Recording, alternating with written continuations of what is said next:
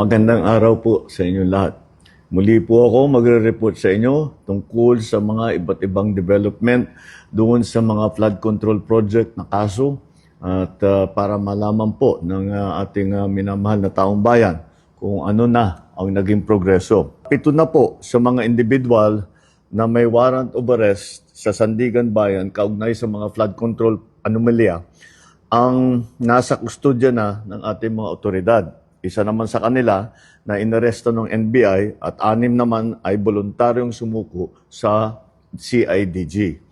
Meron din 2 akusado po na nagpahayag na ng intensyon na sumuko at susundin na ang PNP CIDG. Yung isa pong nahuli ng NBI ay natagpuan doon hindi sa kanyang sariling tirahan.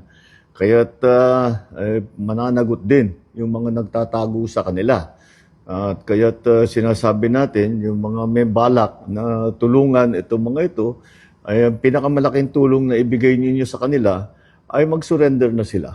At para makasagot na sila dito sa mga aligasyon na hinaharap nila. Wala pong mga special treatment itong mga ito. Mananatili sila sa kustodya ng NBI habang inaantay ang utos ng korte. Muli, sa 3 warrant at 16 na pangalan, 7 na ang hawak ng ating otoridad.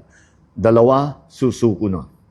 7 ang mananatiling at large at kasama na dyan si Saldico. Sa lahat ng natitirang akusado, ang aking payo sa inyo ay sumuko na kayo. Huwag nyo nang antayin na habul-habulin pa kayo. Mas maganda para sa sitwasyon ninyo na sumuko na kayo para maganda ang inyong pagsagot sa mga aligasyon na dinala kontra sa inyo. Sa mga nagtatangkang tumulong sa pagtatago, tandaan ninyo na kahit papaano, mananagot din kayo kung kayo ay nagtatago ng isang fugitive from justice.